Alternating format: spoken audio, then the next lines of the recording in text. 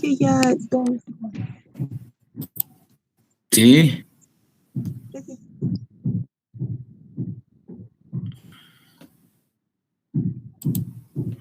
Ok.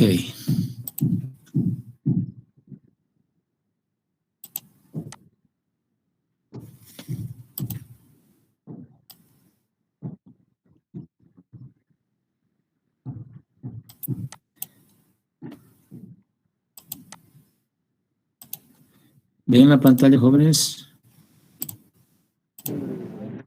Sí.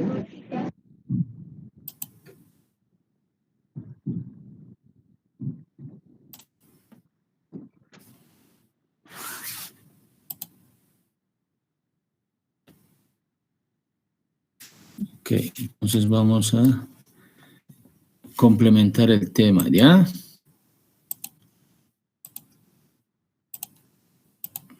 Rol de la explotación minera. Ahí, como sus compañeras han hablado muy claramente, aquí tenemos que ver los aspectos generales que conciernen directamente a los procesos que normalmente se desempeña con el nombre del minado. ¿Okay? Quiere decir la apertura, el inicio o la etapa de la puesta en funcionamiento de una mina. Entonces vamos a ver acá los aspectos importantes con relación a la explotación. Ahora, es importante que dentro del proceso de la explotación no vamos a hablar mucho ya de las características, dependiendo del tipo que más o menos Claudia y Jessica han estado presentando, dependiendo del tipo de yacimiento o depósito, ¿ya? Entonces, acá generalmente el proceso de explotación, como sus compañeras estaban explicando, todo va a depender del tipo de mineral que estamos explotando, ¿no? Entonces, pueden ser, en casos de explotación minera, pueden ser metálicas o no metálicas, ¿no? Acá, por ejemplo, estamos viendo una etapa del procesamiento con relación a la explotación de una mina de cobre. ¿Sí? Una vez que se explota el mineral desde el depósito, fíjense, sale más o menos con un porcentaje de 0,6% de cobre. Entonces, este mineral que es extraída del depósito va a una planta de tratamiento. ¿Cuál es el objetivo de llevar a una planta de tratamiento? Es tratar de mejorar el concentrado de cobre, ¿no? Entonces, en este ejemplo nos está poniendo que el concentrado en la planta de tratamiento, que tenía una ley de 0,6 de cobre, fíjense, en una planta se puede llegar a obtener hasta un concentrado del 25 a 35% de cobre.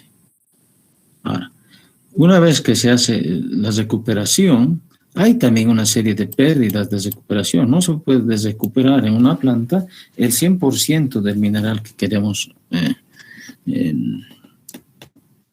obtener como un producto final, ¿no? Entonces, es importante que haya una cierta pérdida, y estos concentrados, normalmente para nuestro país, no tenemos la tecnología para poder seguir mejorando, salvo algunos casos. Tenemos muy pocas fundiciones, normalmente desde la mina. Cuando hablo mina, generalmente estoy hablando de todo el campamento minero donde está cerca el depósito y la planta de tratamiento para abaratar los costos. Una vez que se tienen estos concentrados, para llegar a una fundición y posteriormente a unas refinerías, sabemos que hay una cierta distancia. Entonces, esa cierta distancia tiene que ser encarada por un tipo de transporte, ¿no? Puede ser por mar, puede ser por tierra, o también en algunos casos pueden ser aéreos, ¿no? En el caso del oro la mina Inti Illimani, por ejemplo, el transporte ya se realizaba era aéreo generalmente, se despachaba hacia el exterior en avionetas. Entonces, estos transportes, que puede ser por mar, por tierra o por aire, tienen un cierto costo, que se denomina el costo de flete. Para el ejemplo de Huanuni, por ejemplo. Huanuni está bastante cerca y está explotando, no cobre, explota estaño. Entonces, ese estaño, generalmente la distancia es bastante corta entre la mina Huanuni y llevar a la fundición de estaño en Vinto. No va más de 45 kilómetros, entonces el costo de flete va a reducirse bastante. Pero ¿qué tal si tendríamos que llevar desde el estaño, por decir, si se produce en una mina en el Cerro Rico, llevar hasta la fundición de estaño? Se incrementa el costo de flete. ¿Por qué? Por la distancia. Entonces es bien importante hacer este cálculo de costo de flete desde la mina hasta la fundición. Muy pocos minerales como en nuestro país, normalmente el estaño se puede llegar a una fundición y se puede obtener un producto como los lingotes de estaño. En este caso, para el cobre, fíjense, se incrementa además de los gastos que implica la explotación del cobre, se llega a una fundidora, ahí los concentrados que tienen entre un 25 a 35% de cobre, generalmente se puede incrementar hasta casi un 99,99% de cobre, ¿no? Entonces, fíjense, aquí ya tenemos como los blisters o los lingotes, una pureza bastante alta. Además, también hay que considerar en cuenta que hay siempre unas pérdidas dentro de la fundición, en cualquier etapa. En la misma mina, en las plantas de tratamiento o en la fundición, hay pérdidas de algo del mineral, ¿no? Entonces, siguiendo la etapa del proceso de tratamiento del cobre, de los lingotes, podemos pasar a una refinería. Y ahí se puede obtener, por otros procesos metalúrgicos, generalmente la obtención de cátodos de cobre del 99,1%. Ahora, es importante que durante todo este proceso de tratamiento, fíjense, se toma en cuenta al final el precio final, en este caso para el cobre. Y como sus compañeros estaban explicando, normalmente el precio está directamente relacionado a las cotizaciones diarias que presentan las diferentes bolsas de valores, ¿no? Entonces, y otro factor que se tiene que tomar en cuenta es el retorno neto de la fundición, el net smelter return, ¿ya? Entonces, todo implica, fíjense, desde la primera etapa en la explotación de la mina hasta el producto final, ¿no? Entonces, todo requiere una serie de costos de tratamiento en minería, costos de tratamiento en la planta o en el ingenio, el transporte, los costos en la fundición y los costos en la refinería. Entonces, los costos generalmente de tratamiento de este proceso del mineral, además se tiene que restar tomando en cuenta el precio de cotización de los minerales, ¿no? Entonces, Claudia estaba explicando con mucho más detalle todos estos costos que implican el poner en funcionamiento una nueva mina. Ahora,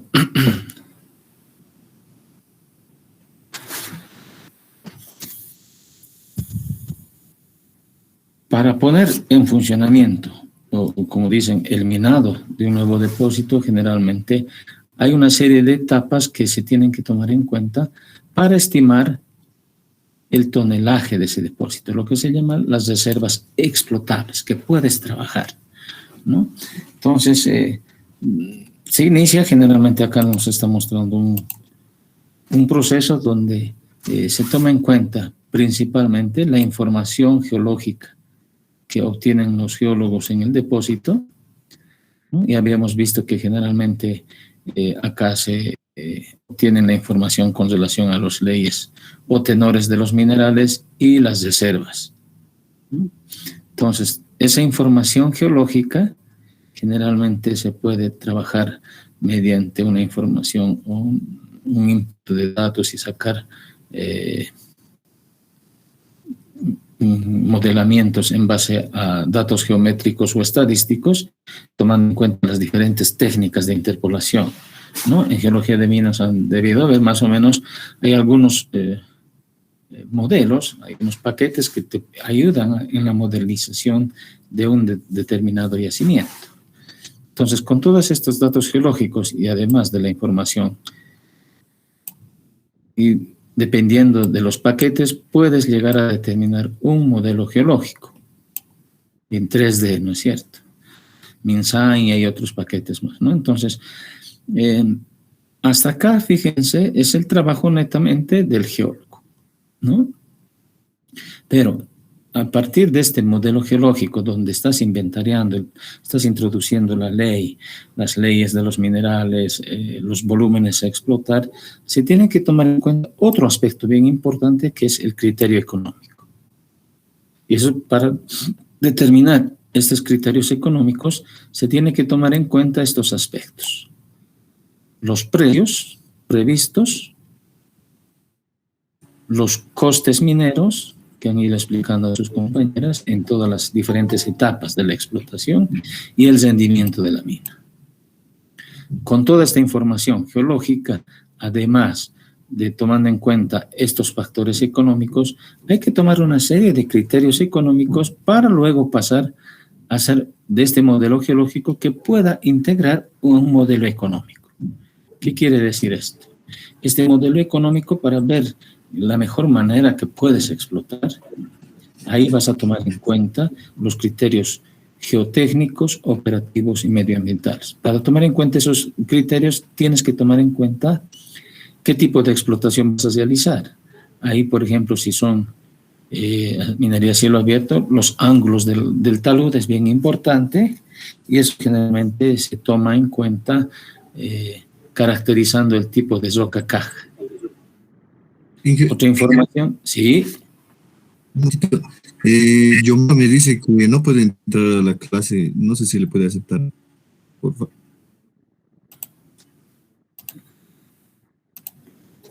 Listo. Gracias, Ingeniero. Ok, entonces estamos explicando acá, fíjense, para realizar el modelo económico, se tiene que tomar en cuenta las características del yacimiento, ¿no?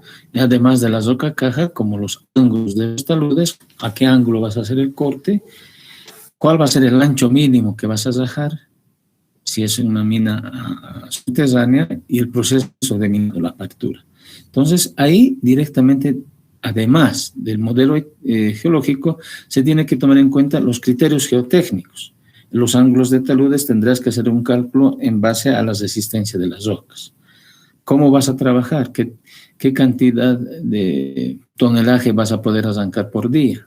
Y además, otro factor, aparte de los geotécnicos y operativos, tiene que tomarse en cuenta también los criterios medioambientales, ¿no? Hacer un tipo de explotación amigable con la naturaleza. Entonces, con toda esta información geológica y económica, vas a llegar a diseñar un modelo de explotación. Y ese diseño de la explotación, además, tiene que tomar en cuenta factores geológicos. Fíjense, la ley de corte, la relación límite entre roca caja, minerales y menas, la recuperación del mineral que podemos obtener del depósito y el factor de dilución. Todos estos factores que generalmente están asociados a un término que se llama optimización económica. O sea, ¿de qué manera vas a tratar de mejorar, tener un minado, una explotación que te rinda mayor ingresos económicos y tengas menos pérdidas, ¿no? Entonces, ahí entra ya el concepto de la evaluación de las reservas explotables, no solamente reservas, sino de las reservas explotables. ¿Cuánto vas a maximizar tus actividades dentro del proceso de la explotación minera? Entonces, todos esos factores ya directamente que involucran información geológica, también involucra unos criterios económicos que tiene que tomar en cuenta. En este caso, puede ser el gerente de la empresa o el jefe de proyecto. En todos estos casos, porque no solamente estás considerando información geológica, tienes que tomar en cuenta otros criterios económicos, operativos, medioambientales, para hacer un modelo de recuperación óptima dentro de tus reservas explotables, ¿no? En este cuadro, fíjense, nos está mostrando cómo se realiza la estimación de costos en función a los años. Sabemos que ya determinando la cantidad de volumen, el tonelaje de una mina, la ley, y ya haciendo tu diseño geológico económico, ya puedes llegar a determinar los años de duración de tu mina, ¿no es cierto? Puede durar 10, 15 años, 12 años.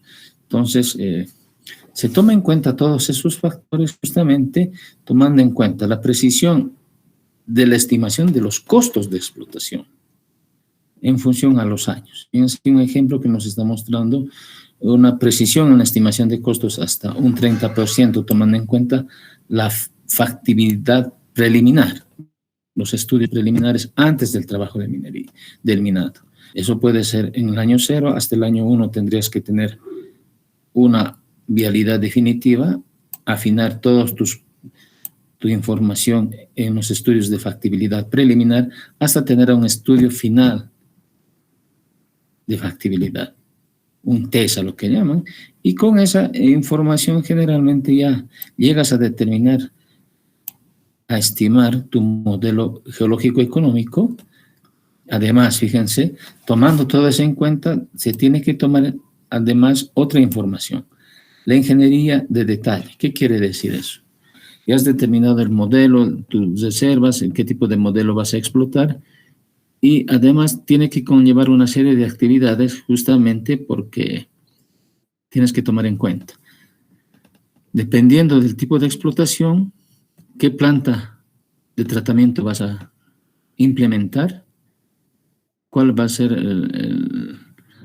el rango del tratamiento diario en tu planta de tratamiento.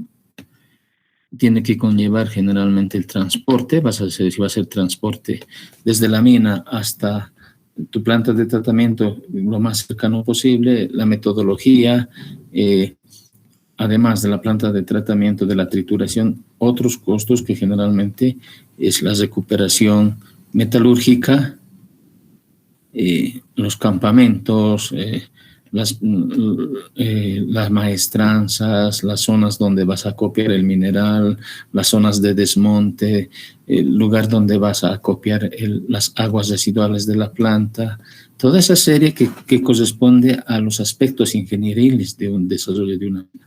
Fíjense, puede pasar unos 4 años hasta poder poner en arranque este proyecto minero. Entonces, en las primeras etapas, fíjense, la precisión de la estimación de los costos va a ir bajando hasta de 4 años, pero de igual manera, el porcentaje de la inversión de capital, si bien las actividades van a ir bajando de una actividad de menor riesgo hasta poner en marcha el funcionamiento, el incremento de los costos de inversión, o lo que se llama la inversión digital, se va a incrementar con el tiempo, ¿no? Porque hasta aquí, por lo menos hasta la estimación definitiva, solamente son estudios, TESA final, pero ya para poder implementar a partir de acá, tienes que hacer una serie de gastos, compra de equipos y materiales, costos de operación, costos de adquisición, que todo eso generalmente en el tiempo son los costos, los gastos necesarios para poder implementar e inaugurar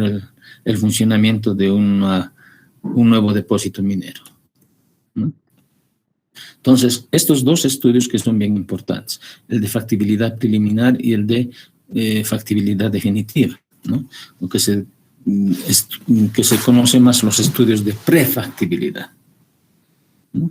En esta primera etapa del estudio costo-beneficio, que se denominan los estudios de prefactibilidad. Son una serie de acciones, de tareas, de estudios con mucho detalle, donde los costos de producción y los beneficios son conocidos. Entonces, ya es una primera estimación de cómo más o menos se va a poner en funcionamiento una mina. En cambio, el estudio de factibilidad, esto era el estudio de factibilidad, ya, además de estimar los costos y beneficios, se hace con mucho más detalle, ¿no? Entonces, para eso, para poder hilar más fino, podemos decir, en la mina se tienen que ser más perforación de pozos para estimar con mucho más detalle el tonelaje de la mina. Entonces, es necesario realizar más trabajos de sondajes o construcción de nuevas galerías si estamos trabajando en minería subterránea. Y además, lo que va a implementar dentro del estudio de factibilidad es la puesta en marcha de una planta piloto.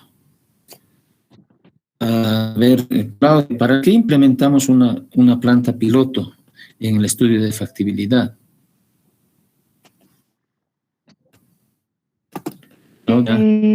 Inge, ¿me escucha? Sí, claro que sí. Pienso que una prueba piloto se pone no para ver primero cómo va a ser todo el procesamiento, es decir, considerar todos los costos, todos los problemas que va a atravesar en un futuro si es que la empresa va a ser viable. A ver, Jessica, ¿para qué implementamos una planta piloto en la etapa de factibilidad? Inge, va a ser a ver, Inge, voy a ordenar mis ideas. En sí sería un pequeño proceso a menor escala para ver si es factible o no tiende a ser factible lo que se trata de hacer. Eso es lo que comprendo, Inge. No sé si A ver, jóvenes que han llevado ingeniería de minas, ¿para qué podemos implementar una planta piloto? También dice con esa pequeña escala, pero ¿para qué se hace una planta piloto? A ver, jóvenes que han llevado geología de minas. Hola, jóvenes, parece que todos se han salido de las charlas. No, es que no sé qué es una planta piloto. Una planta piloto, por eso les preguntaba si conocían. Una planta piloto se instala en esta etapa de factibilidad justamente para ver las características de los minerales que tenemos en el depósito. ¿Para qué? Esta planta piloto para ver cómo vas a hacer tu recuperación en tu planta. Por ejemplo, si tengo una pirita aurífera, puedo recuperar el oro de las piritas, pero los costos de recuperación son tan altos, por eso es que casi muy poco se hace una planta de recuperación de pirita, porque el costo de la instalación y el procesamiento es muy caro, es difícil separar la pirita del oro. Otra cosa sería mucho más fácil obtener el oro de un cuarzo lechoso más o menos, ¿no? O del estaño, si el estaño está acompañado con otros minerales, plomo o plata. La planta piloto tienes que instalar para ver el mejor método para poder separar los minerales de mena de los minerales de ganga. Para eso se implementa una planta piloto. Es una planta experimental para ver el mejor método de la recuperación de los minerales. ¿Me dejo entender, Andrés? Sí, muchas gracias. Para eso es una planta piloto, para ver la mejor opción para poder recuperar tus minerales que estás obteniendo de un determinado depósito, ¿no es cierto? ¿Ya? Entonces, eso entra en el estudio de factibilidad, porque ahí ya tienes que determinar qué tipo de tratamiento mineralógico vas a hacer en tu planta de tratamiento, en lo que llaman los ingenios en nuestro país. ¿Ya? Seguimos entonces. Entonces, ¿a qué llamamos el proceso de minato? ¿Ya? es un término bastante común dentro del ámbito minero, que se refiere generalmente a las tareas de la explotación propiamente dicha, al proceso de la extracción de los minerales. ¿No? Ahora, la pequeña cantidad de roca no es tan pequeña, ¿no es cierto? En algunos casos, la cantidad de roca caja es bien importante, ¿no? En minería subterránea, por ejemplo, si es betiforme, tienes que ver las características de las vetas y cuál va a ser tu rango de extracción. Vetas versus roca caja, ¿no es cierto? Entonces, sabemos que es difícil el proceso de extracción. Muy pocas minas, como en el Cerro Rico de Potosí, normalmente se ha extraído vetas puras de plata, ¿no? En las primeras etapas. Pero normalmente en la minería, los minerales de mena y de ganga están juntos y además están hospedados dependiendo de un tipo de roca, ¿no es cierto? Puede ser betiformes, pueden ser ramificadas, pueden ser diseminadas. Entonces, dependiendo de cómo se encuentra la mineralización en la roca caja. Entonces, el minado es el proceso, las actividades para poder extraer del depósito. Ahí hay que remover la mena y la roca caja. Netamente hay que sacar en proporciones dependiendo del estudio que se realice. Ahí, posteriormente, hay que separar los minerales de interés económico de la roca hospedante, ¿no? Que no tienen nada de mineralización. ¿Cómo vas a separar? Generalmente en la etapa del molido, en las plantas de tratamiento, ¿no? Ahí lo que llamamos el famoso chancado, que esto es bien importante y la misma planta piloto te va a llegar a determinar a qué diámetro tienes que moler tu mineral para poder hacer una recuperación en la planta de tratamiento, ¿no? Entonces el molido es importante y posteriormente el proceso de concentración. Una vez que tienes tus concentrados, tienes que tomar en cuenta el transporte y el procesamiento en la planta, ¿no? Para abaratar justamente los costos de transporte desde la mina hasta la planta tiene que ser lo más cerca posible. Así no hacer gastos excesivos en el transporte. O como en el caso de Mina San Cristóbal, normalmente para evitar la afectación al medio ambiente, desde la mina, que es cielo abierto, hasta la planta de tratamiento, ¿alguien me puede decir cómo se transporta todo el material rajado o minado del depósito? ¿Cómo se transporta? En carritos metaleros, en camiones, Y creo que era con banda. Sí, es una banda sin fin, ¿no? Si han visto en las fotos, normalmente ahí trata justamente para impedir de que el transporte de volquetas, de camiones, puedan generar polvo, ¿no? Y contaminar el aire. Entonces, esas bandas sin fin que se llaman generalmente parten desde la mina hasta la planta de tratamiento, hasta el lugar de chancado, y además el procesamiento en la planta San Cristóbal ha mejorado porque ha hecho un domo, ¿no es cierto?, para evitar justamente que en el momento que se está moliendo parte del material que contiene mena y más roca caja, pueda también esos polvos ir hacia el aire, ¿no es cierto?, pueda expandirse, de tal manera han creado un domo. Entonces, eso es más o menos ya el estudio definitivo que te va a determinar a qué tamaño vas a hacer tu chancado y cómo vas a optimizar la recuperación de tu mineral. Otro factor importante es generalmente la escala de la mina, ¿no? Eso es muy importante porque este es un factor que el geólogo tiene que llegar a determinar, ¿ya? ¿Por qué? Porque es un factor geológico. Eso está asociado al tipo de geometría y la distribución del mineral dentro del depósito. Eso está asociado a la mineralización. ¿Cómo está distribuida la mineralización? En vetas normales, de tilleos, stockwork, diseminado, ¿no es cierto? ¿Y qué tipo de mineral hay? Entonces, ya el geólogo con todos los trabajos ha hecho un modelo geológico. Ese modelo geológico tiene que ser un modelo económico, entonces ahí, además de los trabajos geológicos, hay que tomar en cuenta otros factores de ingeniería, ¿no? El geotécnico, netamente, que quiere decir que toma en cuenta la estabilidad de la roca, la tecnología con la que vas a hacer el trabajo de la extracción y el equipo. No si esa minería a cielo abierto, por ejemplo. En Mutum, un ingeniero que ya falleció hace tiempito, él decía, se puede trabajar con pala y pico. De trabajo puedes extraer, porque normalmente no necesitas utilizar explosivos para arrancar, porque es material eluvial y coluvial que está en el suelo, ¿no es cierto?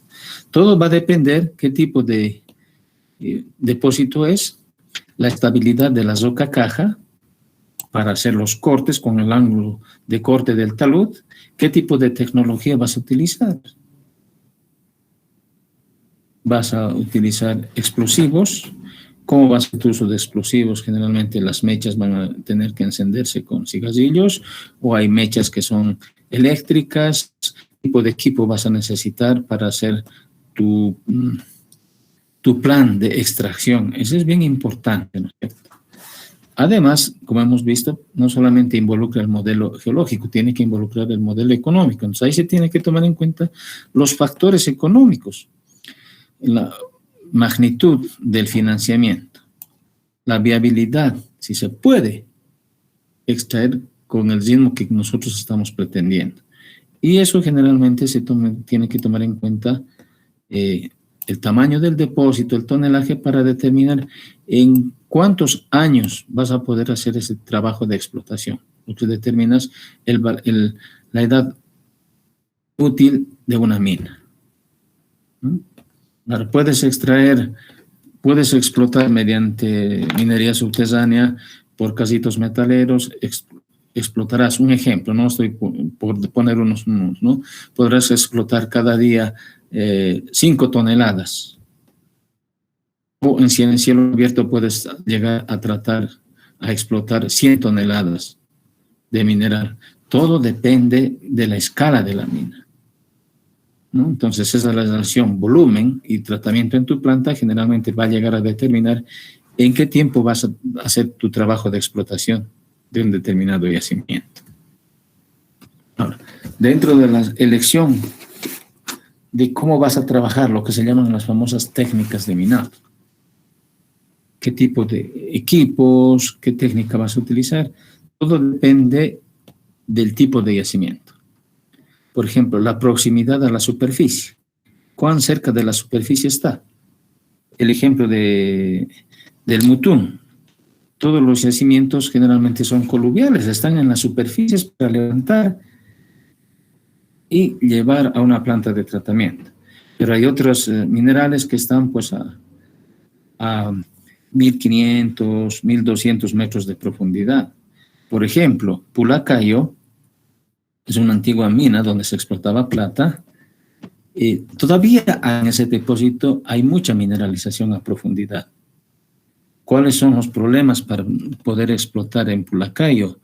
A ver, Gabriela o Fabiana, a ver, ¿cuáles son los problemas de seguir trabajando en la mina Pulacayo, si conocen?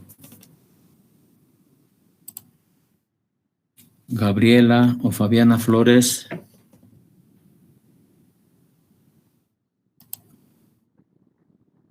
¿Sí? ¿Por qué no se ha seguido explotando en Pulacayo si ustedes tienen conocimiento? Porque la han inundado la mina. Exacto, pero ¿por qué se ha inundado? Porque Patiño creo que lo inundó para que nadie más explote. No, son unas historias esos, ¿no? Pero normalmente en una minería subterránea hay pues presencia de aguas subterráneas. Y con el tiempo esas aguas subterráneas van inundando las galerías y los recortes. Y si no haces un tratamiento para poder bombear todas esas aguas, con el tiempo se va a inundar. Eso ocurre en toda minería subterránea. Si han tenido ustedes la posibilidad de visitar, ¿han hecho alguna visita de alguna minería subterránea, geología de minas, jóvenes? ¿Han hecho alguna visita, algún yacimiento? No, No. Inge, lo pasamos virtual. Sí, Si alguien por lo menos ha entrado a alguna mina, a ver, jóvenes, Cami, ¿qué dices? ¿Cuáles son los problemas de trabajar en minería subterránea? ¿Alguien ha tenido esa experiencia? El agua más que todo, como decía. Sí, y los que utilizamos lentes sufrimos ahí adentro. A mayor profundidad sabemos que el gradiente geotérmico empieza a calentarse.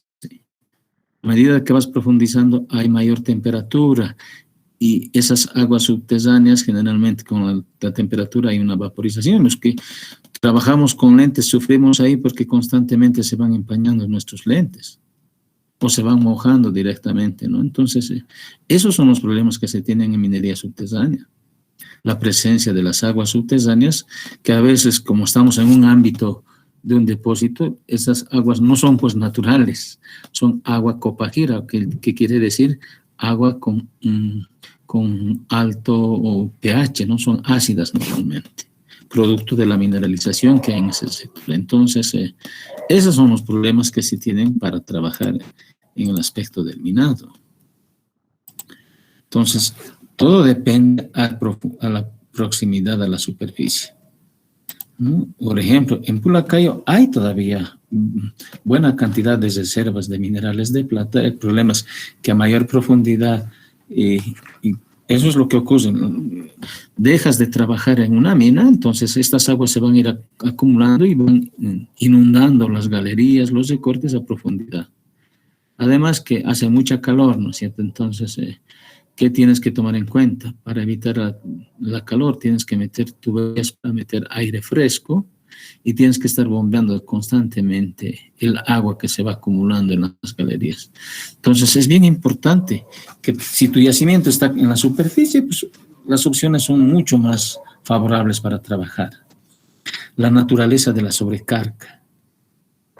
O sea, el tipo de roca, si estás en minería a cielo abierto, con qué ángulos vas a hacer tu talud, con qué anchos vas a trabajar tus taludes, ¿no? Entonces, la forma, el tamaño, la regularidad, la continuidad de la mina es bien importante.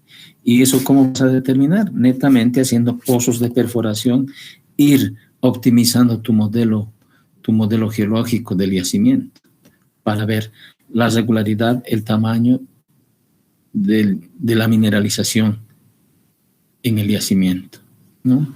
Ahora, si son betiformes, generalmente, ¿cuál es la relación de los minerales versus la roca caja?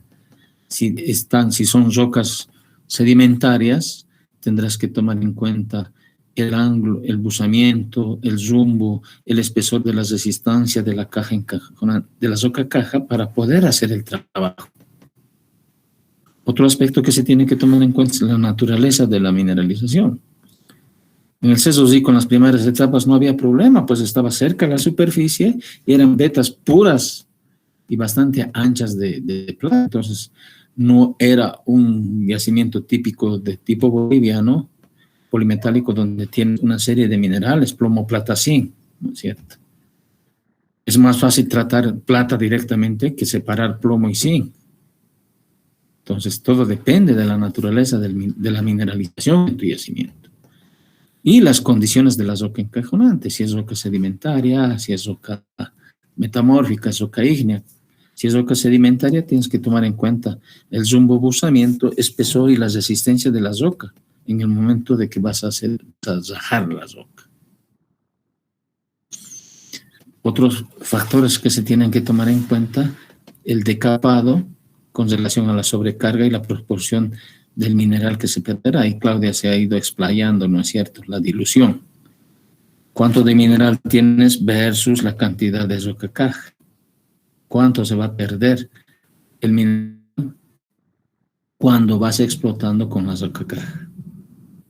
Entonces, ahí ya el geólogo tiene que tomar en cuenta el método para tratar de reducir al mínimo la dilución interna y la externa. O sea, tratar de sacar la mayor cantidad de mineral que no esté contaminado con la roca caja.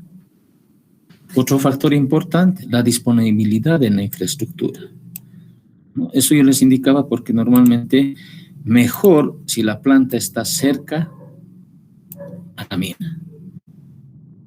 Entonces, todos esos factores se tiene que considerar. ¿Qué tipo de infraestructura? ¿Vas a hacer tu carretera desde la mina hasta la planta de tratamiento asfaltada? ¿Va a ser de polvo? ¿Cómo vas a transportar? Todo lo que hemos visto en San Cristóbal, por ejemplo, ¿no? Y todo eso es tomar en cuenta los factores económicos para ver la viabilidad de tu yacimiento. El costo del mineral. Eso que generalmente sabemos que varía en el tiempo, ¿no es cierto? Hay épocas en que sube la cotización de los minerales, hay épocas en que baja.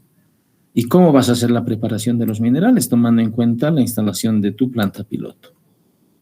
Otros factores que tienes que tomar en cuenta, la producción y el estado de los recursos y las reservas, ¿no? Este trabajo de la estimación de los recursos y reservas, netamente trabajo geológico. La producción ya tiene que estar asociada generalmente trabajo multidisciplinario, tomando en cuenta al ingeniero de minas. Para ellos van a determinar el tipo de explotación, tomando en cuenta las características de la roca y cómo se va a hacer el tratamiento en una planta. Y eso ya interviene un ingeniero metalurgista. Entonces, fíjense, antes en las minas simplemente el ingeniero geólogo era el que llegaba a determinar todo. No, ahora son equipos multidisciplinarios. El geólogo, el minero, el metalurgista y también el medioambiental, que tiene que tomar en cuenta si es en minería a cielo abierto, dónde van a depositar los desmontes, las colas, de tal manera que no vayas afectando la naturaleza. Se tiene que tomar en cuenta todos estos aspectos en un estudio de prefactibilidad o en un estudio de factibilidad, ¿no? Entonces, no solamente son, fíjense, aspectos geológicos, aspectos ingenieriles, medioambientales y lo que llamamos complementarios, las obras civiles que tienes que tomar en cuenta, ¿no? Entonces, y con relación al producto, nuestra mina, ¿qué va a explotar? ¿Va a explotar oro? ¿Va a explotar antimonio? O como en el caso de Minera San Cristóbal, ahí hay 3 minerales que recuperas, ¿no es cierto? Plomo, plata, zinc. ¿Y cuál va a ser el valor de tu producto primario? Que va a estar asociado netamente al costo, eso con relación a la cotización. Y los elementos que dan un valor agregado, ¿no? Por ejemplo, en San Cristóbal normalmente se había determinado el yacimiento de plomo zinc, pero como hay buena cantidad de plata, te involucra, te da un valor agregado extra. No solamente estás produciendo plomo plata, que sabemos sus costos son baratos, ¿no es cierto? Y la plata, cuanto más plata esté involucrada en el yacimiento, va a darle un mayor valor económico a los minerales que puedas extraer. ¿Alguna pregunta hasta aquí, jóvenes? Estamos viendo las características para ver cuáles son los factores que tienes que tomar en cuenta para hacer el proceso de explotación minera. ¿Seguimos? ¿Alguna consulta, jóvenes? Entonces. Por mí, tranquilo. ¿Sí? ¿O está muy claro lo que estamos explicando? Sí, está claro. ¿No? Entonces, no solamente hay que tomar en cuenta la información geológica, también los factores económicos para dar la viabilidad de tu proyecto. Ahora, la escala de producción, ya sabemos, pueden ser minas pequeñas, medianas o grandes. ¿Mm? Eso está en función a tus reservas. La mecanización, el grado de mecanización, eso es inversión de dinero, ¿no es cierto? Puedes trabajar como los cooperativistas a plan de pala y pico, o puedes trabajar como las grandes minas en Japón, todo tecnificado, ¿no es cierto? Todo robotizado. Hay minerías subterráneas ya donde no entran los trabajadores. Todo está controlado mediante computadoras, el proceso de extracción, ¿no? A eso se refiere la mecanización de la operación. Puede ser manual, semimecanizada o completamente mecanizada. con avances tecnológicos, ¿no es cierto? Ahora, la mina, en nuestro caso, nuestro país es muy variable, ¿no es cierto? Hay minas que son propiedad del Estado, que lo administra Comibol. Hay minas privadas, como San Cristóbal, cooperativas, como la de Tacna, muchas cooperativas acá en el norte de La Paz, las cooperativas auríferas, o hay empresas de joint venture. ¿Qué quiere decir? Normalmente son asociaciones mixtas. Una empresa privada con Comibol, por ejemplo. Coro Coro se está trabajando en tipos joint venture. Vinieron una empresa coreana que trabajaba con Comibol para poder ver la mejor manera de explotar y de procesar los minerales de cobre. Esas son asociaciones mixtas. O cooperativas que toman en cuenta, se arrendan las antiguas minas que eran de Comibol y las trabajan de manera marginal. Ahora, los tipos de explotación, eso ya han ido explicando con mucho más detalle sus compañeras, superficiales. Generalmente son los de tipo de placer, veneros de oro, platino, estaño, rutilo, ilmenita, monacita, diamantes, ¿no? Eso que serán generalmente yacimientos de tipo secundario. Cerca a la superficie, si la roca tiene menos dureza o no están muy consolidados, como el carbón, por ejemplo. Pueden haber cerca a la superficie, pero están asociados a rocas bastante duras. Hay muchos depósitos metálicos. Ahí está poniéndose el ejemplo de hierro, zinc, plomo, cobre, ¿no es cierto? O la minería subterránea, que es característica en nuestro país. Minas con elevados tenores, minas de plomo, plata, zinc, estaño, etcétera, ¿no es cierto? Ahora, hay otro tipo de explotación, minado en soluciones, o minado marino, que no conocemos, ¿no es cierto? Hay también algunos minerales que se pueden extraer, generalmente minerales pesados, estaño, diamantes, pero por debajo del mar, ¿no es cierto? Es otro tipo de explotación. Ahí tenemos algunos ejemplos que no vamos a ir detallando, ya Claudia ha ido explicando con mucho más detalle. Pueden ser a cielo abierto, canteras, placeres, minería subterránea o minería submarina, ¿no es cierto? Entonces, dependiendo dónde está ubicado nuestro yacimiento, se va a adecuar a un tipo de explotación. Ahora, también Claudia ha estado explicándonos el valor de la mina. Perdón, la vida de la mina. ¿Qué quiere decir? ¿Cuántos años va a durar la explotación de tu depósito? Entonces, hay muchas fórmulas. Acá, por ejemplo, estamos mostrando el de Taylor de 1977, que son cálculos bastante simples, ¿no? Para estimar la vida de una mina. Entonces, la vida de la mina dice que es igual a 0,2 por una raíz a la cuarta por el millón de toneladas de las reservas. Siempre normalmente se va a tomar en cuenta las reservas del mineral. O se puede tomar esta otra fórmula. La vida de mina es igual a 6.5 por la raíz a la cuarta del tonelaje, del millón de toneladas, ¿no? Entonces, doy dos opciones para poder determinar la escala, la vida explotable de tu mina. Ahora, si esto es tomando en cuenta directamente las toneladas, estimándolas, el volumen de reservas. Pero si conoces la producción, que más o menos ya en tu planta piloto has determinado cómo vas a hacer tu planta de tratamiento y cuánto vas a producir, generalmente la vida de la mina va a ser igual a la cantidad de reservas que has estimado sobre la producción anual. Puedes tener 2 millones o 200 millones de toneladas y sabes más o menos cuánto vas a producir anualmente. Dividir la cantidad del volumen de reservas en la producción anual te va a dar más o menos la vida útil de tu mina, ¿no? Estos son ejemplos bastante sencillos dependiendo del tipo de mineralización que puedes considerar solamente las reservas o la producción por año. Ahora, los costos. Estamos aquí netamente hablando de geología económica, ¿no? Entonces, la estructura, cuánto vas a gastar en poner en funcionamiento una nueva mina es muy complejo. Normalmente, fíjense, se tiene que tomar en cuenta, y Claudia también ha ido explicando, los procesos que sí tienen que tomar en cuenta para el arranque de operaciones. Entonces, se divide en dos grandes grupos: costos de inversión o costos de capital y los costos de operación. Los costos de inversión o de capital generalmente es desde las primeras etapas, desde la prospección, exploración,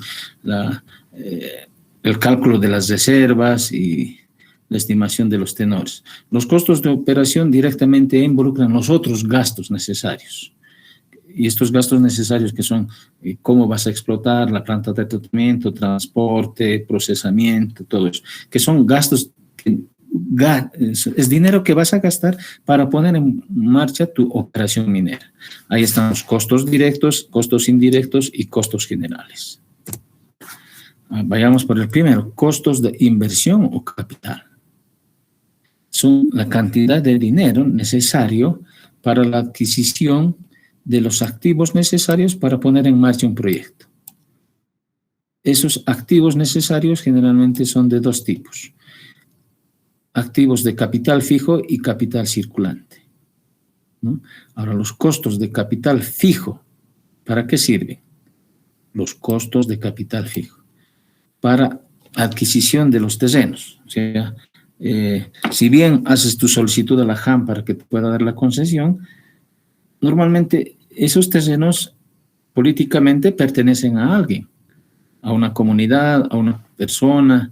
Entonces tienes que comprar ese terreno.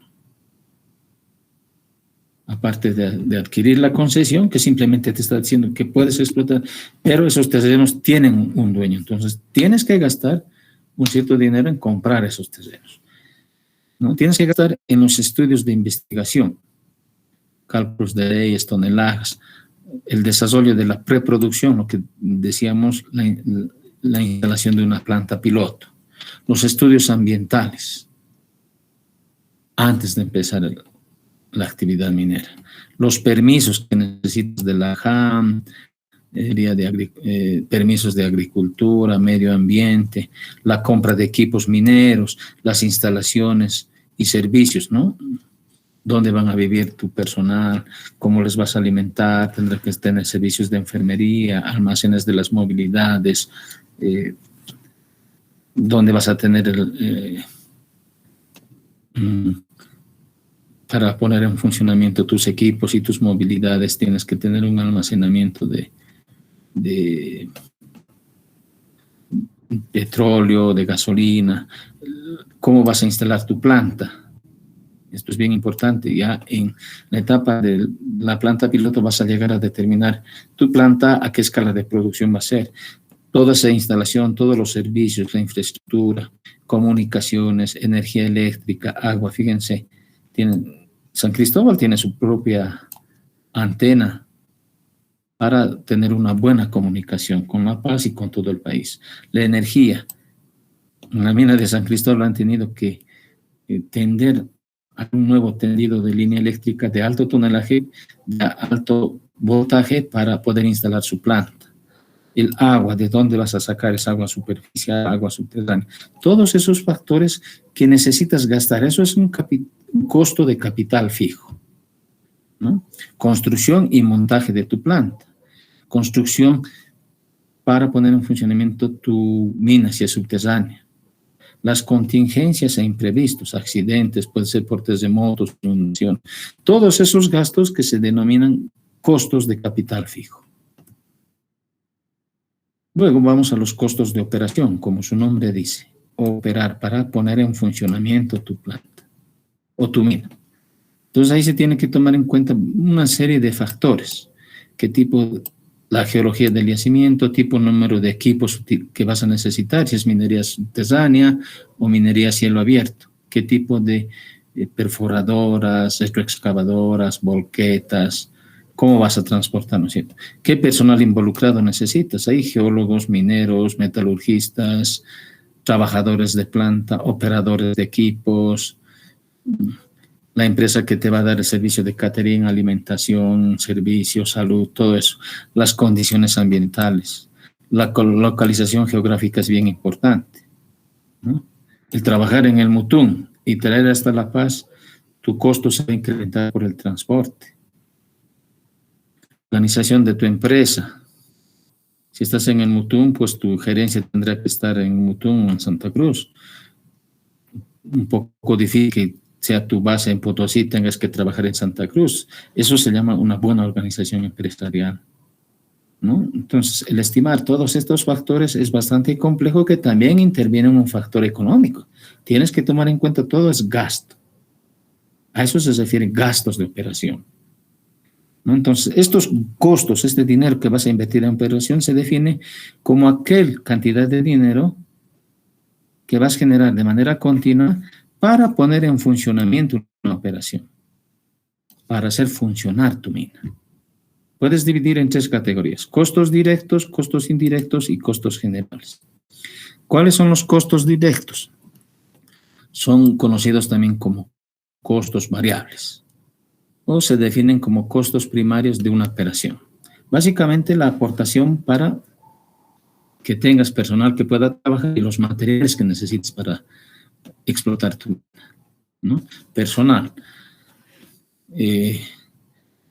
Personal de supervisión en la operación, geólogos, mineros, la parte de ejecutiva, mantenimiento, personal de mantenimiento, supervisión, otras cargas salariales. Tienes que pagar a todo ese personal, calificado y no calificado. Materiales, costos directos, repuestos, materiales de reparación.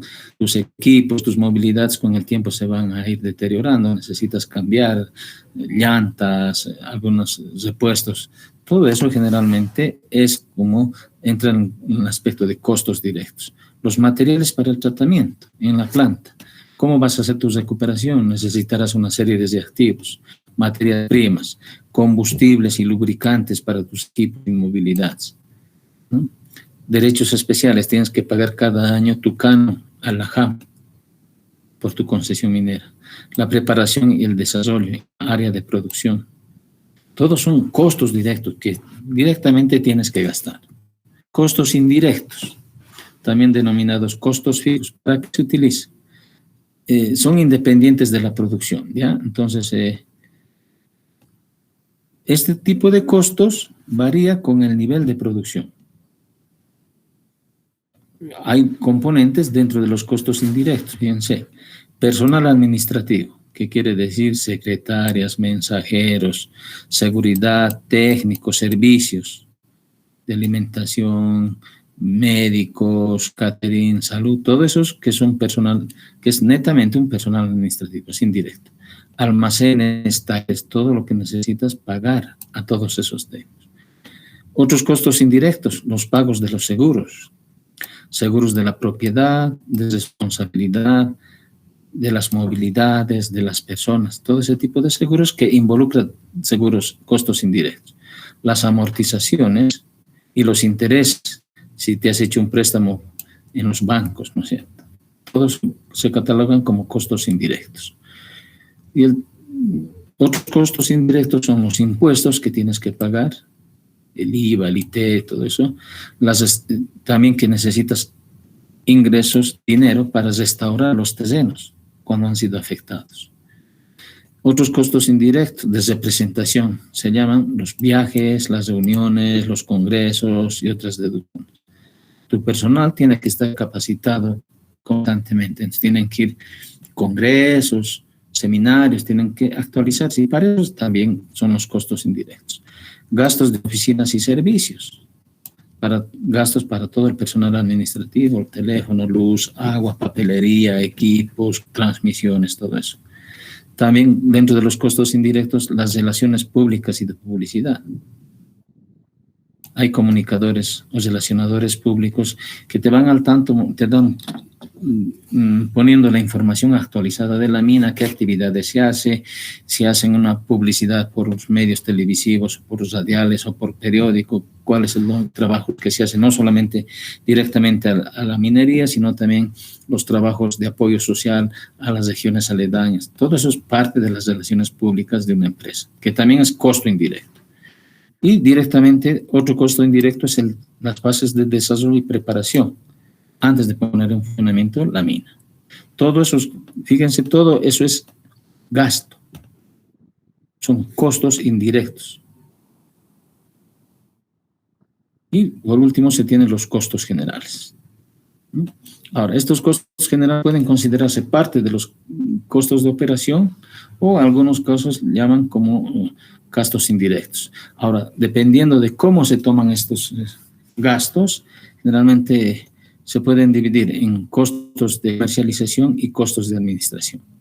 De comercialización, como su nombre dice, vendedores, los trading, los estudios de mercado, dónde vas a vender, a quiénes vas a vender, en qué tiempo van a hacer tus entregas, la supervisión de tu comercialización, los viajes y gastos de representación.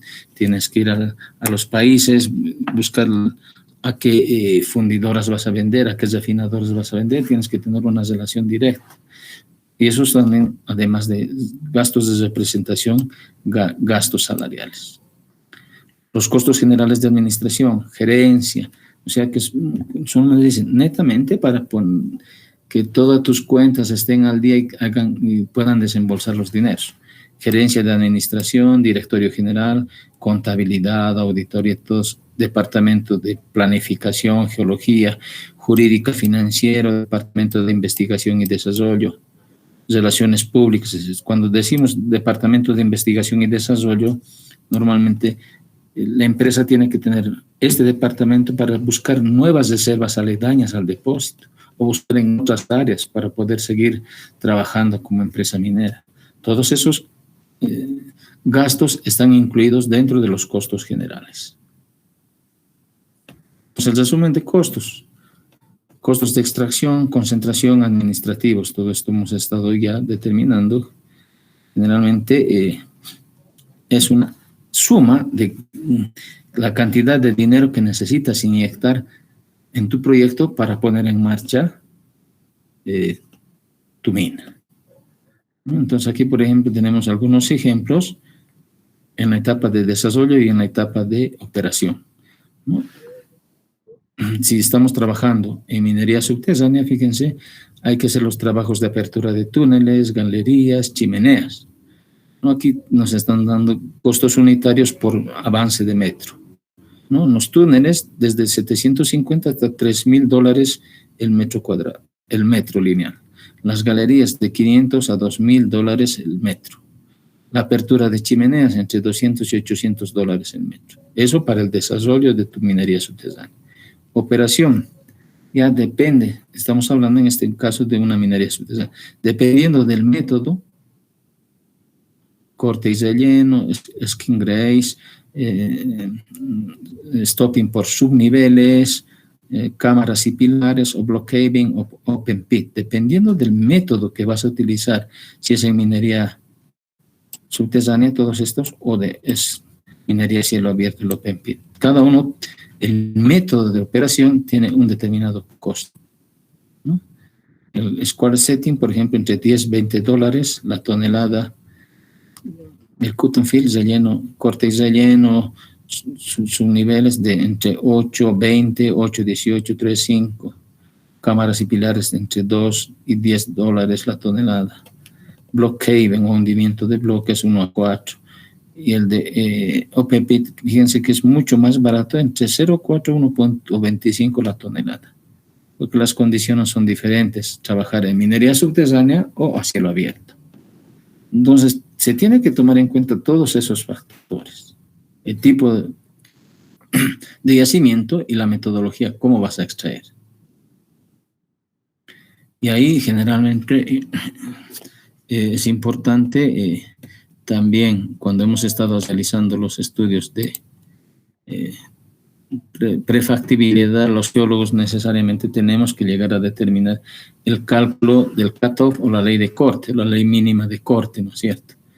¿Por qué se realiza esto? Para determinar el tonelaje asociado a las reservas, ¿no es cierto?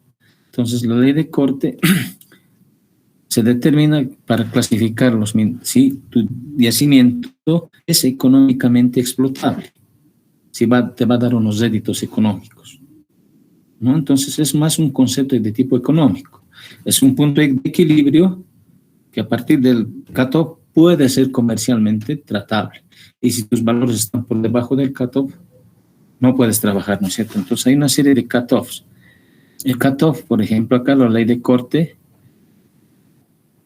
es igual costo de la operación más su utilidad mínima, lo que vas a ganar, dividido entre los factores de producción, recuperación metalúrgica, factor de recuperación y la cotización de la mineral. Son 4 factores que tienes que tomar en cuenta. Si tu cutoff es positivo, entonces puedes trabajar tu depósito. Si llega a ser negativo, porque puede ser que tu cotización esté muy baja o tu recuperación metalúrgica no es la ideal, entonces no puedes trabajar una mina a pérdidas, ¿no es cierto? Entonces es importante el cálculo del cutoff. Ahora, como Claudia dice, hay mucha información con relación al tipo de la ley de corte, al tipo de cutoff que vas a determinar dependiendo de la optimización de tu depósito, haciendo tu cálculo económico, todos esos factores que tienen que entrar en cuenta si vale la pena trabajar tu yacimiento o no. Ahora hay diferentes tipos de cutoff. Y lo he ido explicando generalmente Claudia también. Aquí tenemos el cutoff geológico, es igual al CM, costos de minado, más CC, que son los costos de concentración, más GI 0, que es los gastos indirectos de operación, ¿no? Más el tiempo de servicios del personal en campamento. Entonces, ahí se determina justamente todos los gastos. Minado, cómo vas a explotar, cómo vas a concentrar, administración, servicios dentro del campamento y el personal. Todos esos gastos que involucran el cutoff geológico. Eso se llega a determinar, vas a definir el tonelaje de las reservas económicamente que puedas explotar. Eso te llega a determinar el nivel de producción y la vida útil de la mina. Ahora hay otros tipos de cutoff operacional. Es igual a la suma del cutoff geológico más otros gastos no asignados y gastos financieros. Entonces, esto generalmente es más económico porque te llega a determinar el gasto de un flujo de caja y es mucho más económico a nivel de la empresa. O puedes tener el cutoff empresarial, que es mucho más amplio.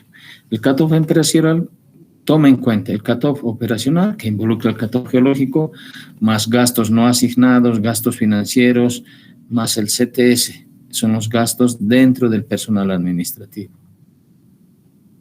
¿no? Entonces, todos estos factores se tienen que tomar en cuenta para poder determinar si tu mina puede trabajar generando ganancias, ¿no? Entonces, es una medida para determinar el límite económico. Inferior a eso no puedes trabajar a pérdida. Entonces, este cutoff empresarial te va a determinar si tu mina es rentable.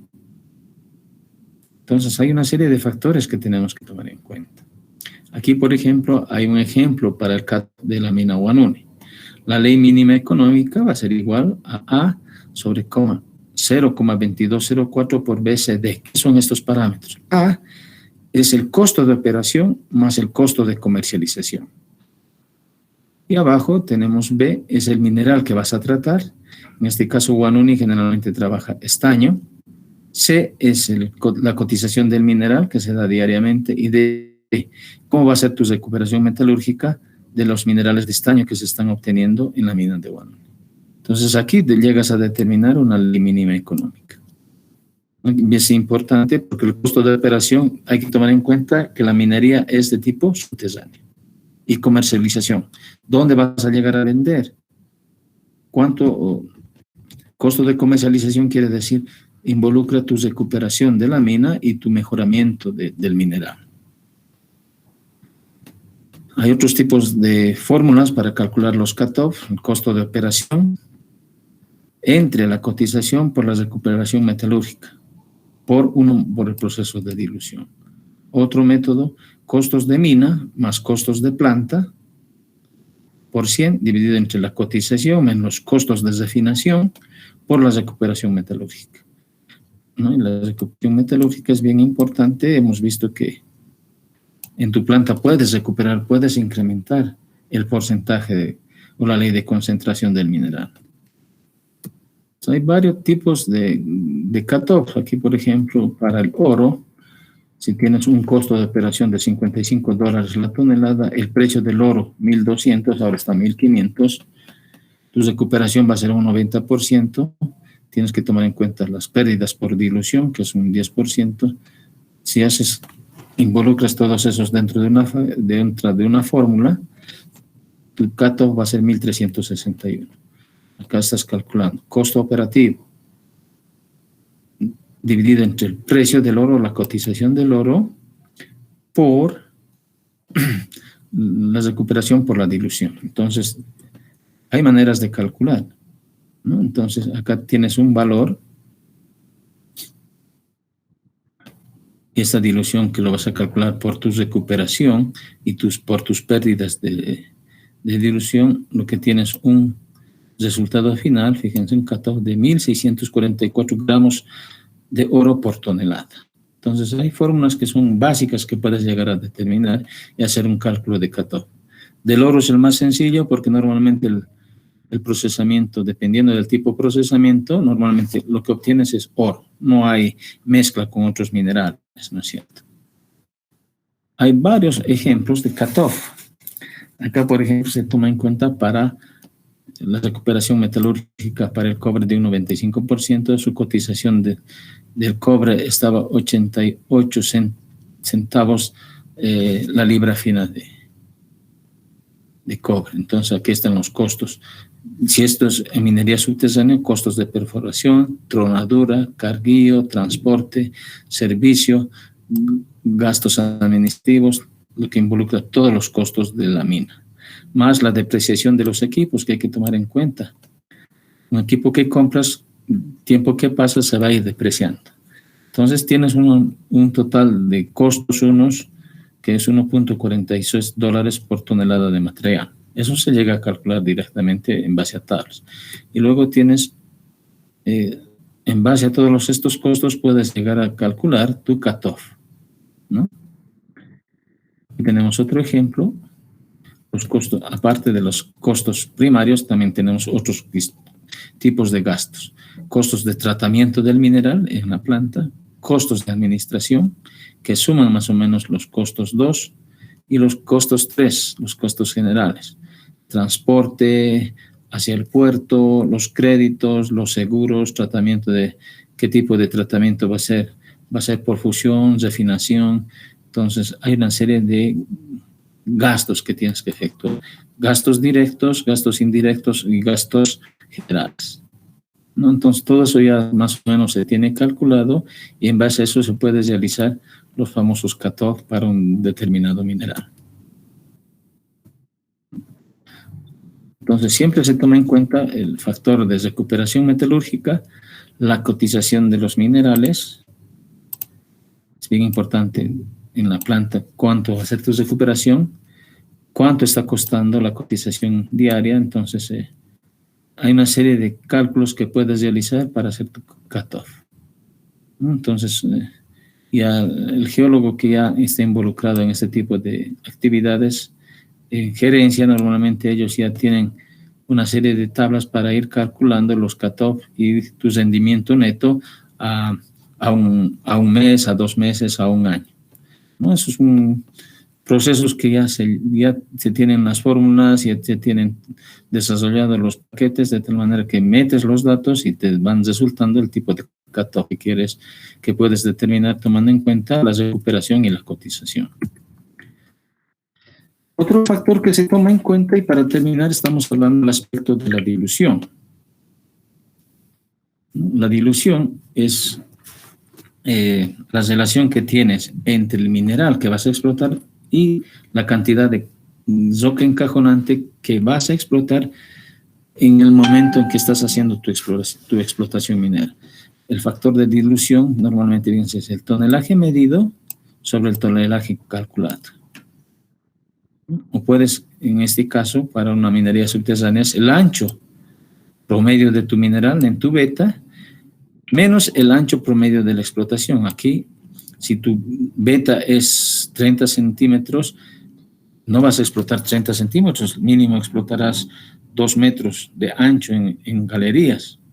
Entonces, tienes que medir el ancho del mineral menos el ancho del área de explotación por la ley del mineral. Entonces, ahí te está dando un factor de dilución. O puede ser este otro factor de dilución. La cantidad de la roca caja, lo que llamamos la roca estéril, dividiendo entre el tonelaje del mineral, ahí te da un factor de dilución.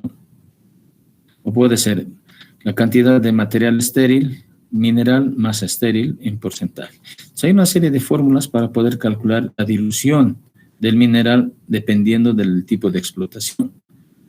Ahora, hay varios tipos de diluciones. Cuando pones en marcha, en funcionamiento, la explotación de una mina. Ahora dependiendo, fíjense, de dilución, si estamos trabajando con un método de hundimiento de pilares, la roca estéril va a diluir mucho, porque estás hundiendo, estás mezclando. En operaciones con corte y relleno, el mineral se utiliza para el sostenimiento. Se mezcla el mineral que se va fragmentando, ¿no?, con los actuales rellenos. Entonces, dependiendo del método, la dilución va a ir variando también. Dilución por producción, ¿no? Es justamente cuando estás arrancando en betas, generalmente tienes que medir el ancho de la beta versus el ancho de las rocas a rajar. Entonces, se toma en cuenta las potencias de la beta y el ancho a rajar, ¿no? Eso es dilución de producción, ¿no? Entonces, es normalmente en nuestra minería subterránea, las betas no son las regulares. A veces se bifurcan, se van adelgazando, se van perdiendo. Entonces, la relación entre la roca estéril y las vetas o el mineral que tiene el yacimiento, ¿no? O hay un tipo de dilución estructural que generalmente está asociado al tipo de depósito mineral, qué tipo de yacimiento es, ¿no? Entonces, tenemos intercalaciones de estériles mezclado justamente con las zonas mineralizadas, donde es difícil hacer una explotación selectiva. Todo tienes que mandar a la planta, ¿no? Y en la planta, ya por el método de recuperación, por ejemplo, de lixiviación, generalmente en minería subterránea, si tienes presencia de minerales de cobre, estos minerales de cobre se van a lixiviar por la presencia de estas aguas subterráneas. Entonces, todos esos factores hay que tomar en cuenta. Y se puede hacer una serie de cálculos de dilución también, ¿no?, tomando en cuenta el ancho promedio, el ancho del mineral, la ley del mineral, cuál va a ser el porcentaje de dilución y cuál es la ley diluida, ¿no? Entonces, se toma en cuenta todos esos factores y hay una serie de fórmulas que se pueden realizar. Y para terminar, fíjense, en minería subterránea, es difícil que alcancemos a la recuperación del 100% de las reservas. Siempre va a haber una pérdida por factor de dilución o de producción. No recuperas todo el mineral que encuentras en el yacimiento, ¿no? Entonces, esto también está asociado por el tipo de método de explotación en minería subterránea. Cortes de relleno, block caving, hundimiento por niveles, corte y relleno. Entonces, dependiendo, cualquier método también tiene un factor de dilución, ¿no? Ahora, para que tu mina sea rentable, mínimo tienes que tener un factor de recuperación entre 85 y 90%. Eso sería lo ideal, ¿ya? Y con eso habríamos concluido lo que corresponde a este capítulo de la explotación minera, que es un aspecto bien importante en la fase de un proceso minero, ¿no es cierto? ¿Alguna consulta, jóvenes? No he querido dejarlo porque dejar a media el tema no valía la pena. Nos hemos excedido un poco, pero valía la pena presentar las características de poner en funcionamiento una mina, ¿no? Y los factores que conllevan, factores económicos y factores geológicos. ¿Alguna consulta, jóvenes?